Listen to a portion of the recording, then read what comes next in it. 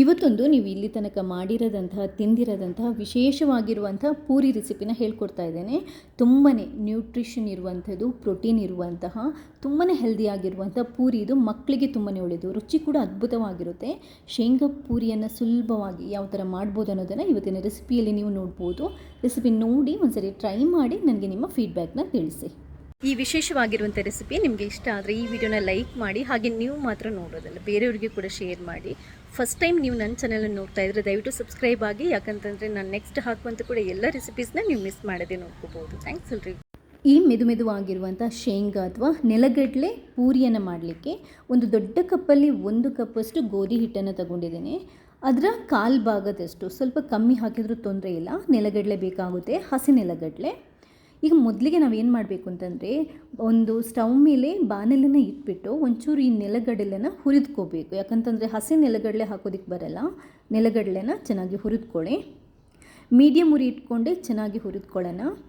ಒಂದು 80% ನೆಲಗಡಲೆ ಹುರಿದಾದ ನಂತರ 1 ಟೇಬಲ್ ಸ್ಪೂನಷ್ಟು ಕಡಲೆಬೇಳೆ, 1 ಟೇಬಲ್ ಸ್ಪೂನಷ್ಟು ಉದ್ದಿನಬೇಳೆ ಹಾಕೋಬೋದು. ಇದೆಲ್ಲದು ಚೆನ್ನಾಗಿ ಹುರಿಯೋ ತನಕ ಹುರಿದ್ಕೋಬೇಕು. ನಿಮಗೆ ನೆಲಗಡಲೆ ಗೊತ್ತಾಗುತ್ತೆ, ಭಾಗ ಆಗುತ್ತೆ, ಅದು ನೋಡಿ ಈ ಥರ ಸ್ಪ್ಲಿಟ್ ಆಗುತ್ತೆ, ಆವಾಗ ಪರ್ಫೆಕ್ಟಾಗಿ ಹುರಿದಿರುತ್ತೆ. ಅಷ್ಟೊತ್ತಿಗೆ ಸ್ಟವನ್ನು ಬಂದ್ ಮಾಡಿ ಒಂಚೂರು ತಣಿಸ್ಲಿಕ್ಕೆ ಬಿಟ್ಟು ಒಂದು ಮಿಕ್ಸಿಗೆ ಹಾಕಿಬಿಟ್ಟು ಇದನ್ನ ಪುಡಿ ಮಾಡ್ಕೋಬೇಕು.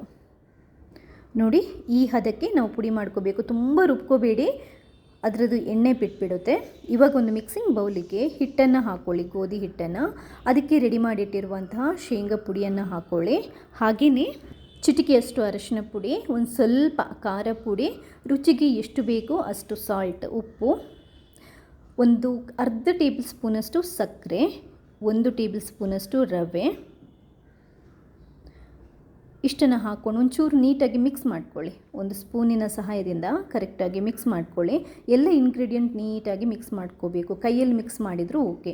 ಇವಾಗ ನಿಧಾನಕ್ಕೆ ಸ್ವಲ್ಪನೇ ನೀರನ್ನು ಹಾಕಿ ನಾವು ಹಿಟ್ಟನ್ನು ಕಲಿಸ್ಕೋಬೇಕು. ಫಸ್ಟ್ ಸ್ವಲ್ಪ ನೀರು ಹಾಕ್ಕೊಳ್ಳಿ, ಒಂದು 1/4 ಕಪ್ಪಷ್ಟು ನೀರನ್ನು ಹಾಕ್ಕೊಂಡು ನೀಟಾಗಿ ಹಿಟ್ಟನ್ನು ಒದ್ದೆ ಮಾಡ್ಕೊಳ್ಳಿ. ಅನಂತರ ಮತ್ತೆ 1/4 ಕಪ್ಪಷ್ಟು, ನಿಮಗೆ 1 ಕಪ್ಪಷ್ಟು ಹಿಟ್ಟನ್ನು ಕಲಿಸ್ಲಿಕ್ಕೆ ಆಲ್ಮೋಸ್ಟ್ ಒಂದು ಅರ್ಧ ಕಪ್ಪಷ್ಟು ನೀರು ಬೇಕಾಗುತ್ತೆ. ಈ ಹದಕ್ಕೆ ನೋಡಿ ಕಲಿಸ್ಕೋಬೇಕು.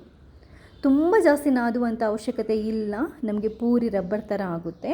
ಒಂದು ಸ್ವಲ್ಪ ನಾದಿ ಅಂಟು ಮಾಡ್ಕೊಂಡಾದ ನಂತರ ಒಂದು ಅರ್ಧ ಟೇಬಲ್ ಸ್ಪೂನಷ್ಟು ಕುಕ್ಕಿಂಗ್ ಆಯಿಲನ್ನು ಹಾಕಿಬಿಟ್ಟು, ನಾನು ಕೋಕೋನಟ್ ಆಯಿಲನ್ನು ಯೂಸ್ ಮಾಡಿದ್ದೇನೆ, ಮತ್ತೊಂದು ಸ್ವಲ್ಪ ಕಲಿಸ್ಕೊಳ್ಳಿ. ನೋಡಿ ಈ ಹದಕ್ಕೆ ರೆಡಿ ಮಾಡ್ಕೋಬೇಕು. ಹಾಗಂತ ಆಯಿಲ್ ಕೂಡ ಜಾಸ್ತಿ ಹಾಕಬಾರ್ದು, ಮತ್ತು ಇದು ತುಂಬ ಮೆತ್ತಗಾಗಬಾರ್ದು. ಈ ಹದಕ್ಕೆ ಬಂದರೆ ಪರ್ಫೆಕ್ಟಾಗಿ ನಮಗೆ ಪೂರಿ ಮಾಡೋದಕ್ಕೆ ಆಗುತ್ತೆ. ಇವಾಗ ನಾವು ಇದನ್ನ ಚಿಕ್ಕ ಉಂಡೆಗಳನ್ನು ಮಾಡ್ಕೋಬೇಕು. ನೆನೆ ಇಡುವಂಥ ಅವಶ್ಯಕತೆ ಏನೂ ಇಲ್ಲ. ನಾನು ಹೇಳಿರುವಂಥ ಹದಕ್ಕೆ ನೀವು ಹಿಟ್ಟನ್ನು ಕಲಿಸ್ಕೊಂಡ್ರೆ ಇಮಿಡಿಯೇಟಾಗಿ ನಾವು ಪೂರಿನ ಲಟ್ಟಿಸ್ಕೋಬೋದು. ಹಿಟ್ಟನ್ನು ಇದು ಉಂಡೆಗಳನ್ನು ರೆಡಿ ಮಾಡ್ಕೊಂಡಿದ್ದೇನೆ. ಇವಾಗ ಒಣ ಹಿಟ್ಟನ್ನು ಯೂಸ್ ಮಾಡಿಕೊಂಡು ಪೂರಿ ಹದಕ್ಕೆ ಲಟ್ಟಿಸ್ಕೊಳ್ಳಿ. ಪೂರಿ ಲಟ್ಟಿಸುವಾಗ ಒಂದು ಟಿಪ್ಸನ್ನು ಫಾಲೋ ಮಾಡಿ, ಜಾಸ್ತಿ ಪ್ರೆಷರ್ ಹಾಕಿ ಒತ್ತಿ ಲಟ್ಟಿಸ್ಕೋಬೇಡಿ. ಯಾಕಂತಂದರೆ ಪೂರಿ ಉಬ್ಬಿ ಬರಲ್ಲ. ತುಂಬ ಜನ ಕೇಳ್ತಾ ಇರ್ತಾರೆ ಪೂರಿ ಯಾಕೆ ಉಬ್ಬಲ್ಲ ಅಂತ. ನೀವು ಪೂರಿ ಲಟ್ಟಿಸ್ಕೊಳ್ಳುವಾಗ ತುಂಬ ಪ್ರೆಷರ್ ಹಾಕಿ ಲಟ್ಟಿಸ್ಕೋಬಾರ್ದು, ಮೆತ್ತಗೆ ಈ ಹದಕ್ಕೆ ಲಟ್ಟಿಸ್ಕೋಬೇಕು. ಮತ್ತು ತುಂಬ ತೆಳ್ಳಗೆ ಕೂಡ ಲಟ್ಟಿಸ್ಕೋಬಾರ್ದು. ನೋಡಿ ನಿಮ್ಗೆ ಕಾಣ್ತಾ ಇದೆಯಲ್ವಾ, ಇದು ಪರ್ಫೆಕ್ಟ್ ಇದೆ, ದಪ್ಪ ಕೂಡ ಸರಿಯಾಗಿದೆ. ಎಲ್ಲದನ್ನು ನಾನು ಇದೇ ಥರ ಲಟ್ಟಿಸ್ಕೊಂಡು ಇಟ್ಕೊಂಡಿದ್ದೇನೆ. ಇವಾಗ ಪೂರಿನ ಕಾಯಿಸ್ಕೊಳ್ಳೋಣ. ಆಯಿಲ್ ತುಂಬ ಬಿಸಿಯಾಗಿರಬೇಕು. ಮೀಡಿಯಮ್ ಉರಿಯಲ್ಲಿ ಇಟ್ಕೊಂಡು ಚೆನ್ನಾಗಿ ಬಿಸಿ ಆದ ನಂತರನೇ ನಾವು ಪೂರಿನ ಹಾಕೋಬೇಕು, ಆವಾಗಲೇ ಪೂರಿ ಉಬ್ಬಿ ಬರೋದು. ನೀವು ಅರ್ಧ ಕಾದಿರುವಂಥ ಆಯಿಲಿಗೆ ಪೂರಿಯನ್ನು ಹಾಕಿದರೆ ಪೂರಿ ಉಬ್ಬಲ್ಲ. ಕರೆಕ್ಟಾಗಿ ಕಾದಿರುವಂಥ ಎಣ್ಣೆಗೆ ನಾವು ಪೂರಿಯನ್ನು ಹಾಕೋಬೇಕು. ಹಾಕ್ಕೊಂಡು ಮೇಲ್ಗಡೆ ಆಯಿಲನ್ನು ಸ್ಪ್ರಿಂಕಲ್ ಮಾಡಬೇಕು ಸೌಟಿನ ಸಹಾಯದಿಂದ. ನೀಟಾಗಿ ನಮಗೆ ಪೂರಿ ಉಬ್ಬಿ ಬರುತ್ತೆ. ನೋಡಿ ಎಷ್ಟು ಪರ್ಫೆಕ್ಟಾಗಿ, ಎಷ್ಟು ನೀಟಾಗಿ ಪೂರಿ ರೆಡಿಯಾಗಿದೆ ಅಂತ. ಒಂದ್ಸರಿ ಎಣ್ಣೆ ಕಂಪ್ಲೀಟಾಗಿ ಕಾದ ನಂತರ ಉರಿನ ಬೇಕಾದರೆ ಸ್ವಲ್ಪ ನಾವು ಕಮ್ಮಿ ಮಾಡಿ ಇಟ್ಕೊಂಡು ಪೂರಿನ ಕಾಯಿಸ್ಕೋಬೋದು.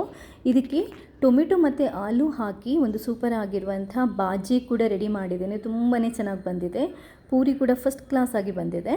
ಈ ಬಾಜಿ ರೆಸಿಪಿ ಇನ್ನೊಂದು ಸರಿ ನಾನು ತೋರಿಸ್ತೇನೆ, ತುಂಬ ಚೆನ್ನಾಗಿರುತ್ತೆ ಈ ಬಾಜಿ.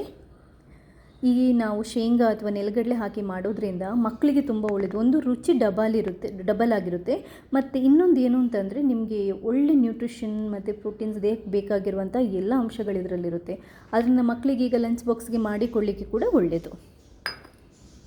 ರೆಸಿಪಿ ಇಷ್ಟ ಆದರೆ ಲೈಕ್ ಮಾಡಿ, ನೀವು ಮಾತ್ರ ನೋಡೋದಲ್ಲ ಬೇರೆಯವ್ರಿಗೆ ಕೂಡ ಶೇರ್ ಮಾಡಿ. ಥ್ಯಾಂಕ್ಸ್ ಎಲ್ರಿಗೂ.